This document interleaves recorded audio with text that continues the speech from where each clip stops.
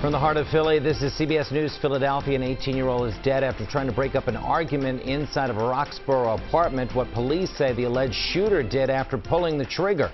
And a mother and daughter found stabbed to death inside of their home in Philadelphia. What neighbors are saying about the shocking discovery.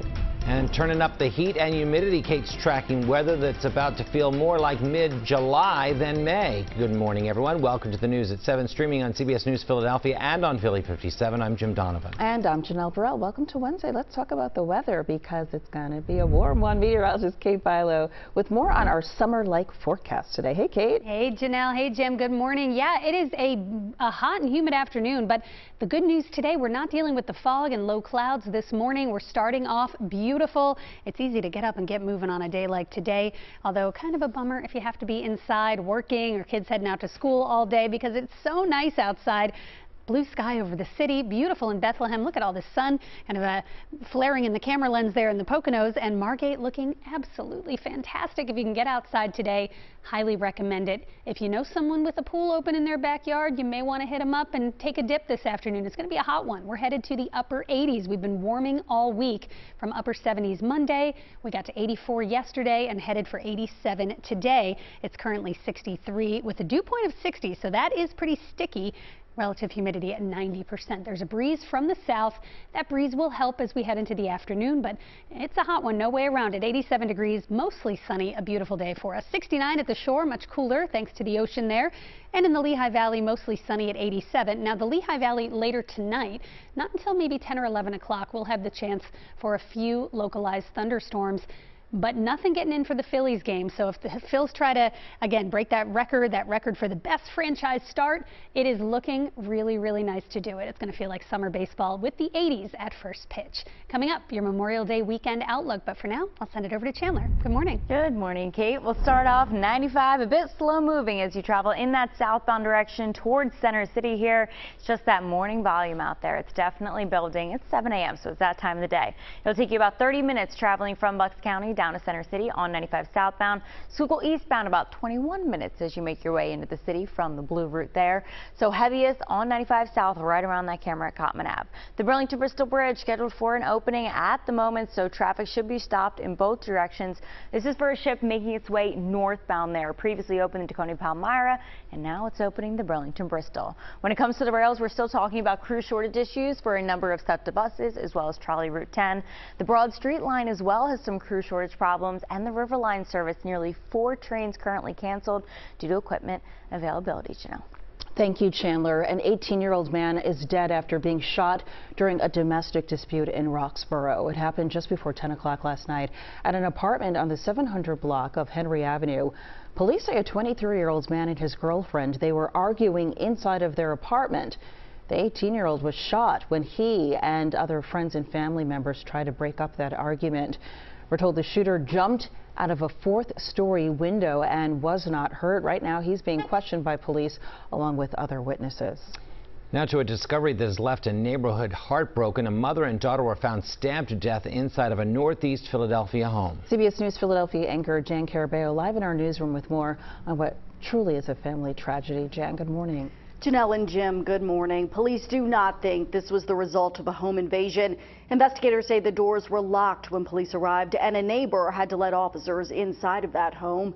Philadelphia police on scene yesterday afternoon in Crescentville at the home on the 6000 block of Bingham Street near Brenner Street. Homicide detectives were at that home for hours investigating, and Philadelphia police responded towing 2 Volvo SUVs from the property. Now, police first responded after getting a 911 call around 1:30 reporting a stabbing. They found 2 women, a 75-year-old and a 58-year-old, stabbed in the basement. Neighbors were shocked to learn that the mother and daughter were killed. One neighbor we spoke with says he had just talked to that mother the day before she died. Just to say hello, and she had asked how my wife was doing, and just hard to believe, because they were really very, very nice neighbors. Some of the neighbors, I was told, check in on the mom there, so that's her residence. So, you know, right now we're trying to gather as much information as we can. We're going to take the videos we always do from the surrounding area and any other evidence that we have. Investigators are now speaking to neighbors and family members, trying to learn more about the mother and daughter. And as you heard right there, they are also reviewing home surveillance video in hopes of tracking down the person responsible and the motive behind this deadly double stabbing. Jim. Thank you very much, Jan, for that update. Well, a $5,000 reward is being offered in connection with a deadly shooting at a carnival in Wilmington earlier this month. 16-year-old Zykeer Flowers was killed at the Lead Fest Carnival in the parking lot of the Concord Mall. 17-year-old was critically injured. If you know anything about this case, contact Delaware State Police. A Bucks County father is looking for answers after he says his young son was physically assaulted by a 4th grade special needs student at school. I have a 5-year-old who doesn't want to go to his kindergarten graduation because he's too scared to go to school. Stephen Callahan says his son Grayson suffered injuries to his face and lost several teeth at Keystone Elementary last Thursday. Callahan says school staff initially told him it was an accident, but later he was told by the principal that an aide with the 4th grader was distracted when the alleged incident happened. I want them to do right by my son and to do right by every other kid that has ever been swept under the rug. We're all exhausted, but now is no time to be exhausted. Now is the time to speak up on behalf of my son. The Bristol Township School District confirms the incident and tells us that they are investigating. Now to a historic move. Norway, Ireland and Spain saying that they will recognize a Palestinian state. That announcement drawing condemnation from Israel, which has now recalled its ambassadors from Norway and Ireland. Israel's foreign minister says the recognition could impede efforts to return Israeli hostages being held in Gaza.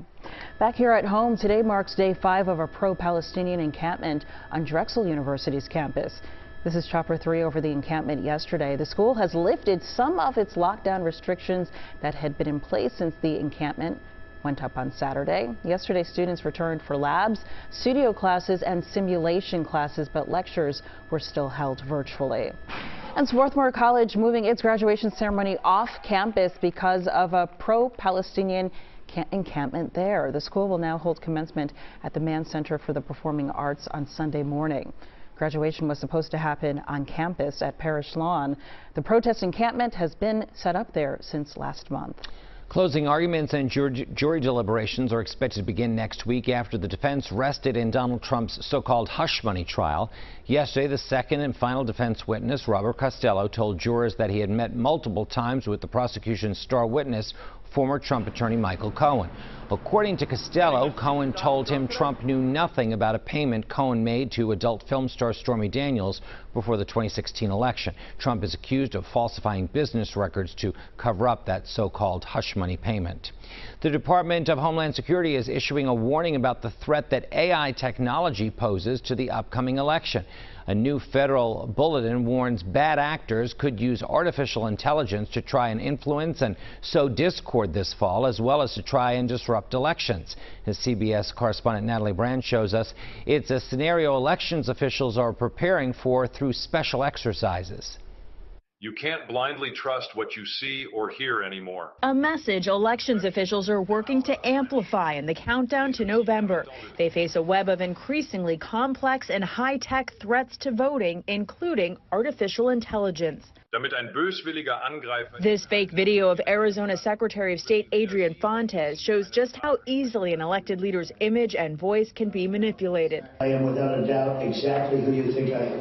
Arizona's elections officials gave journalists an inside look. I've heard that there's a chatbot being used. At how they're training to stay ahead of bad actors. Our elections are going to be in good shape because we're preparing this way. And Fontes says the media has a critical role in helping the public understand what's real and what's not. Voting this Tuesday only enables the Republicans. During primary season, a fake robocall impersonating President Biden told New Hampshire voters to stay home. A real-life example of AI interfering in elections. It accelerates the speed at which bad information can move. It increases the volume through which it gets out there in the world. That's one of the bigger new threats that we haven't faced yet, that we're not too sure about yet. There are real threats. Ben Hovland chairs the U.S. Election Assistance Commission, which has created an AI toolkit to help election administrators.